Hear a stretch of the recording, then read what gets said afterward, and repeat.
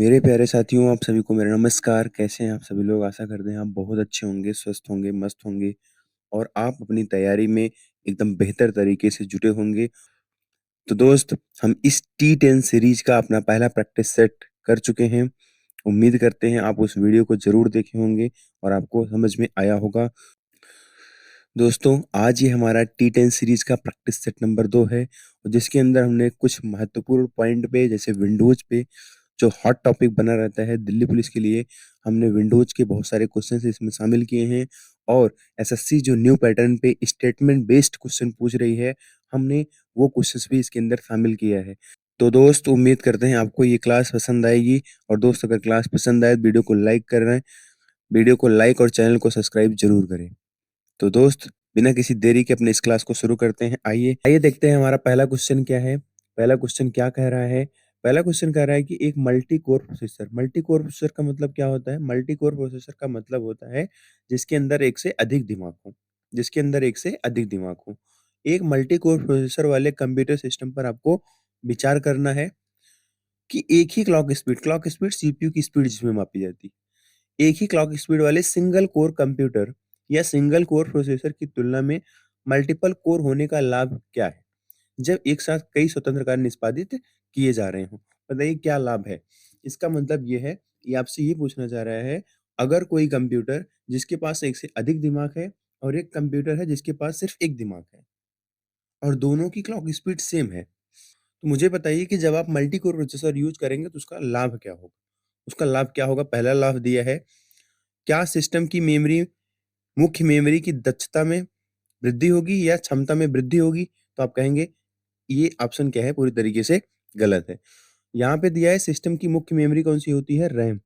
System की मुख्य memory कौन-सी होती है? रैम। ये क्वेश्चन भी आप इम्पोर्टेंट है, याद रखिएगा। दूसरा है संपूर्ण सिस्टम के लिए बिजली की खपत में कमी। संपूर्ण सिस्टम के लिए बिजली की खपत में कमी, ये ऑप्शन भी गलत होगा क्योंकि मल्टीपल कोर होने का लाभ ये नहीं है। ठीक है?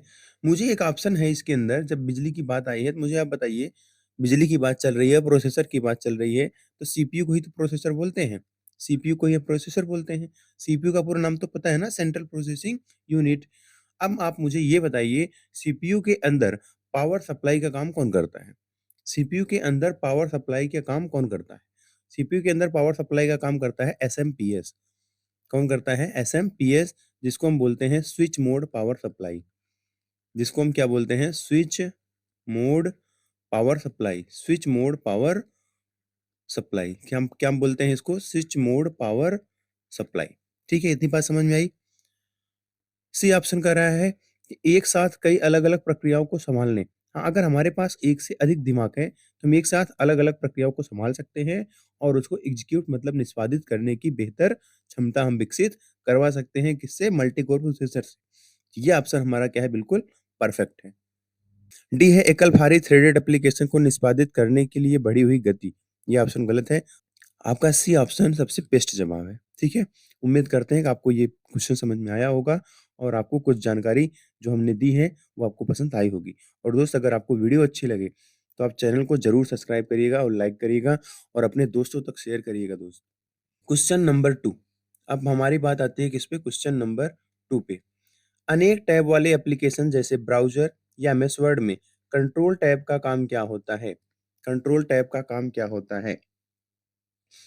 मैं आपको बताऊँ कि कंट्रोल टैब का काम क्या होता है, तो ये तो हो गया रट्टा मारना। मैं आपको दिखा देता हूँ कि कंट्रोल टैब का काम क्या होता है। आप खुद बताइएगा, मैं आपको दिखा देता हूँ कि कंट्रोल टैब का काम क्या होता है, तब आप खुद इस क्वेश्चन का जवाब दीजिएगा कि कंट्रोल टैब प्रेस करने से क्या हुआ।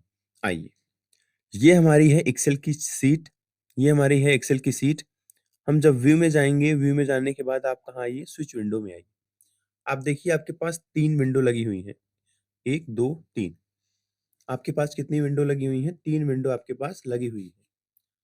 अब मैं अगर यहीं पे कंट्रोल के साथ टैब बटन प्रेस करता हूँ, अब मैं अगर यहीं पे कंट्रोल के साथ टैब बटन प्रेस करता हूँ, तो आप देखेंगे ये एक दूसरे के बीच में क्या कर रहा है?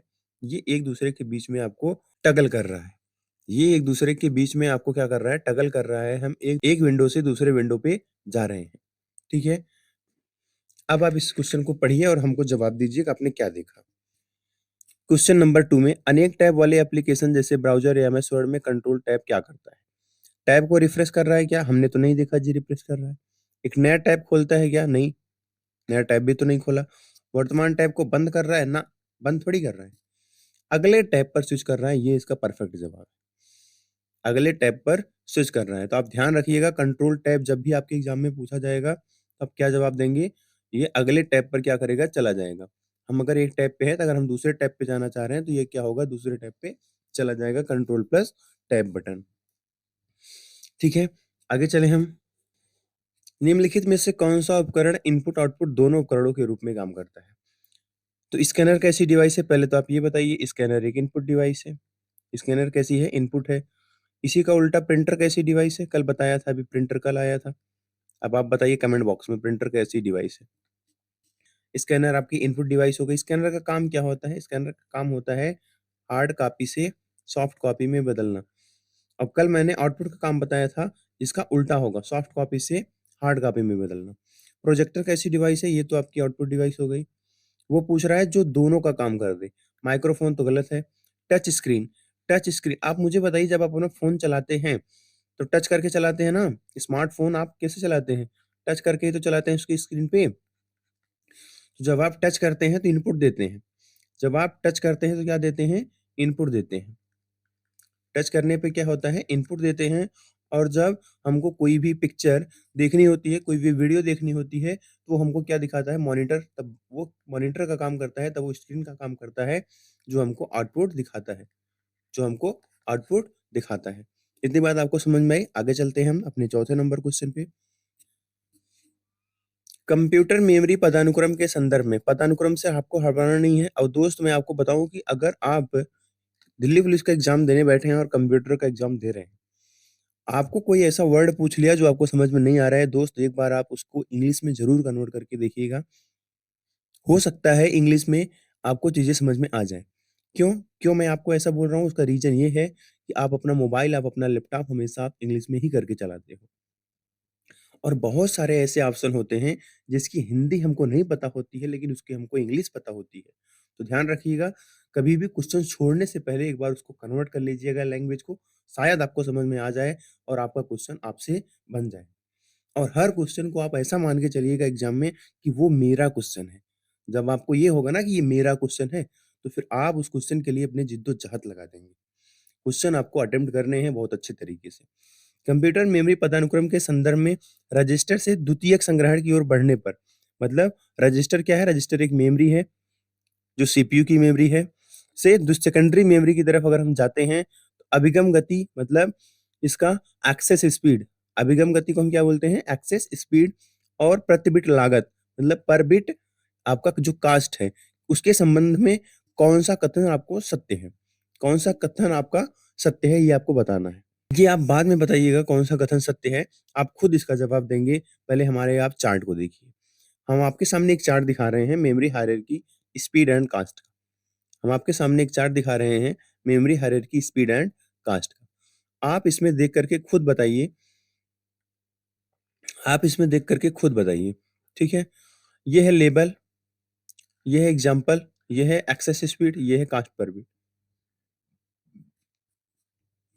आप जब रजिस्टर से सेकेंडरी स्टोरेज की तरफ जा रहे हैं, आप जब रजिस्टर से सेकेंडरी स्टोरेज की तरफ जा रहे हैं, तो आप एक चीज़ देख रहे हैं, इसकी एक्सेस स्पीड क्या है? सबसे फ़ास्ट है।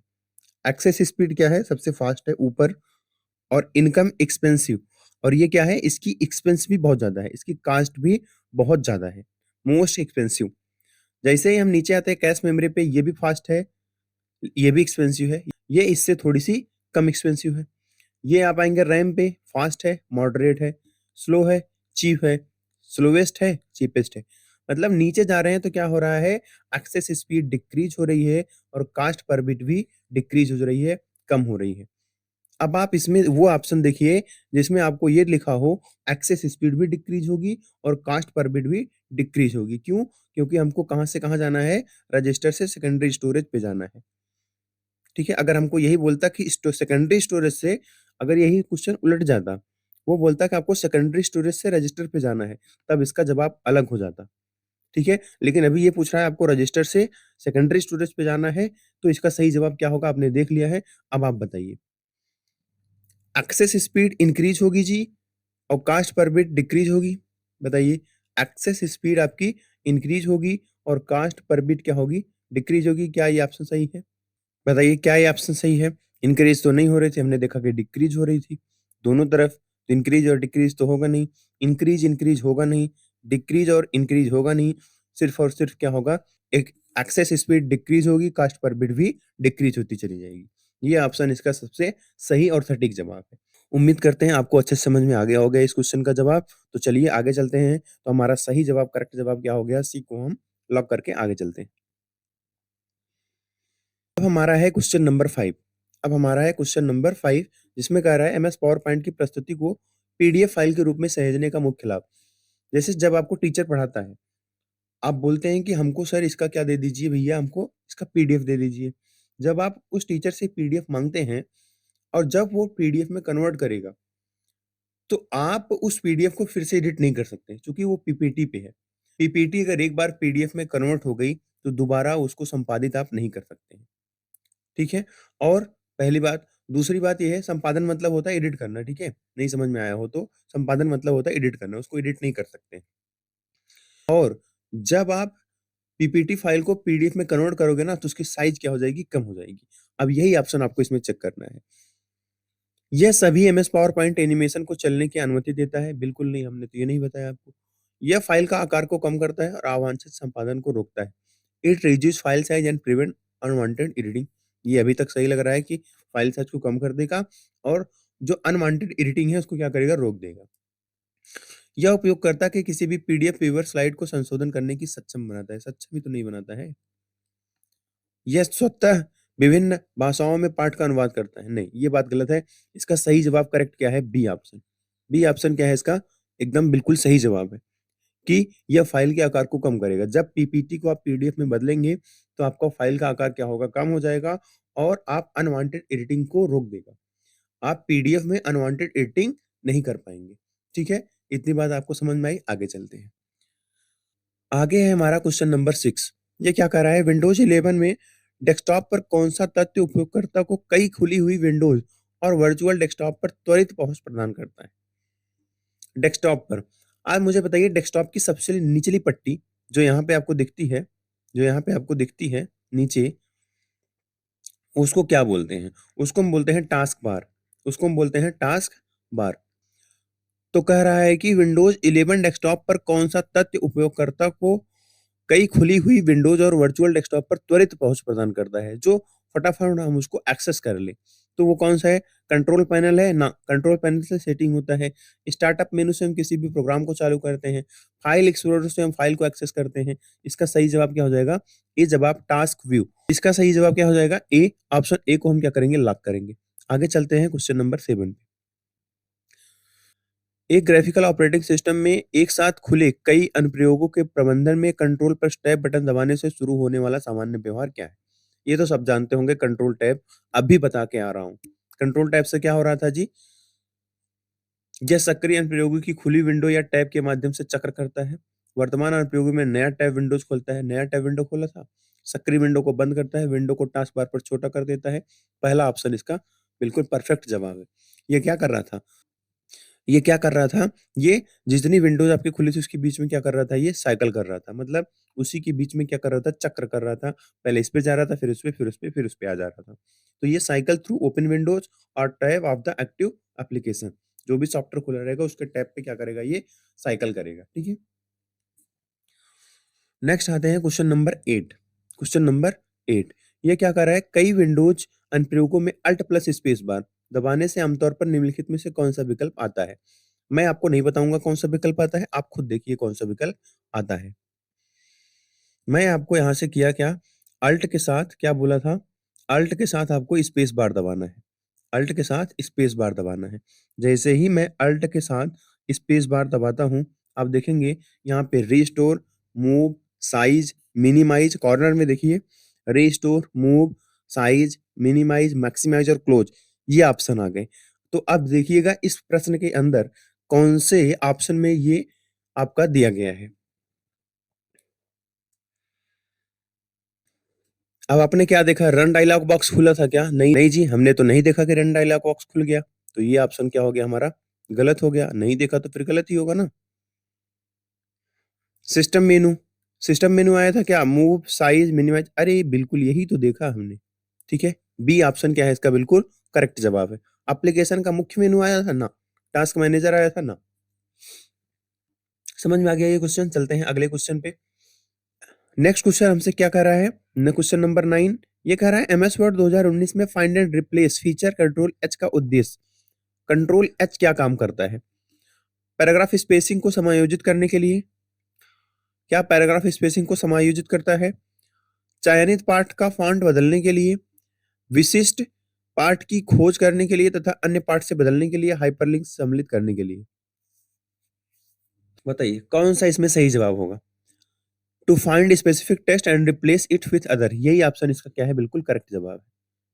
कंट्रोल एच से क्या होता है? फाइंड एंड रिप्लेस होता है। करके दिखा दूं, देखिए। देखिए, ये आपके पास एक फाइल है, इसमें आपको कहीं लुक दिख रहा है? लुक, हाँ जी, यहाँ पे हमको तो लुक दिख रहा है। अब हमको अगर लुक की जगह पे हुक करना है, हमको लुक की जगह पे क्या करना है? अगर हमको लुक की जगह पे हुक करना है, तो मैं कौन सी बटन प्रेस करूंगा? कंट्रोल एच बटन प्रेस करूंगा। कंट्रोल एच बटन करने से क्या आया? Find and replace. कह रहा है कि फाइंड व्हाट रिप्लेस विथ। ये ये कह रहा है कि फाइंड व्हाट, फाइंड व्हाट मतलब किस वर्ड को मैं खोजूं? तो मैंने बोला लुक को खोज दो। किसको? लुक को खोज दो। और उसको क्या कर दो? उसको रिप्लेस कर दो किसके साथ? हुक के साथ। रिप्लेस ऑल की फाइंड नेक्स्ट, मैंने बोला जितना भी हो ना लुक की जगह पे, सबकी जगह पे क्या कर दो? हुक कर दो। डन। अब आप जरा देखिए लुक की जगह पे हुक हुआ या फिर नहीं हुआ? ये क्या हुआ जी? हुक हो गया। ये क्या हुआ? हुक आ गया हमारे पास। ठीक है ना, हाईलाइट कर दे रहे हैं, देख लीजिए। अब ये क्या काम किया आपने देख लिया है। अब आप इसका जवाब खुद दीजिए। अब बताइए क्या पैराग्राफ स्पेसिंग को समायोजित किया था जी? नहीं जी। चयनित पाठ का फॉन्ट बदल रहा है? नहीं। विशिष्ट खोज को विशिष्ट पाठ की खोज करने और अन्य पाठ से बदलने, यही इसका क्या है बिल्कुल करेक्ट जवाब हो गया सी। विशिष्ट पाठ की खोज करने और अन्य पाठ से बदलने, to find specific text and replace it with other text. ठीक है, इतनी बात आपको समझ में आई। आगे चलते हैं। क्वेश्चन नंबर 10 हमारा नेक्स्ट ऑप्शन क्या है? क्वेश्चन नंबर 10, निम्नलिखित में से कौन सा इनपुट डिवाइस का उदाहरण है जो उपयोगकर्ताओं को टेक्स्ट टाइप करके कंप्यूटर के साथ इंटरेक्ट करने की अनुमति देता है? ये तो आप देखते ही कर दिए होंगे, क्या होगा इसका? कीबोर्ड होगा। इसका सही जवाब क्या होगा? कीबोर्ड होगा। यही आपको कंप्यूटर में टेक्स्ट को टाइप करने की अनुमति देता है और ये क्या है? इनपुट डिवाइस भी है। ठीक है। स्पीकर कैसी डिवाइस है बताइए फटाफट? स्पीकर आपकी हो गई आउटपुट डिवाइस। अच्छा मुझे बताइए स्पीकर आउटपुट डिवाइस है तो माइक कैसी डिवाइस है? तो आप कहेंगे माइक तो हमारी क्या है? इनपुट डिवाइस है, क्योंकि माइक क्या लेती है? हमारी आवाज को कैच करती है, ये इनपुट डिवाइस है। मॉनिटर कैसी डिवाइस है? मॉनिटर आपकी आउटपुट डिवाइस है। लेकिन जब यहीं पे अभी पूछा था टच स्क्रीन, तो टच स्क्रीन कैसी है? दोनों है। टच स्क्रीन कैसी डिवाइस है? ये दोनों है। इनपुट आउटपुट दोनों भी है। प्रिंटर कैसी डिवाइस है? प्रिंटर आपकी आउटपुट डिवाइस है। प्रिंटर आपकी कैसी डिवाइस है? आउटपुट डिवाइस है। तो दोस्त ये थी आज की आपकी क्लास। उम्मीद करते हैं आपको ये क्लास पसंद आई होगी। और दोस्त इस क्लास में बने रहने के लिए आपको बहुत बहुत धन्यवाद। बस आप इस चैनल को अपना प्यार देते रहिए दोस्त, चैनल को लोगों तक शेयर करते रहिएगा। और दोस्त ख्याल रखिए अपना बहुत सारा। जय हिंद, जय भारत।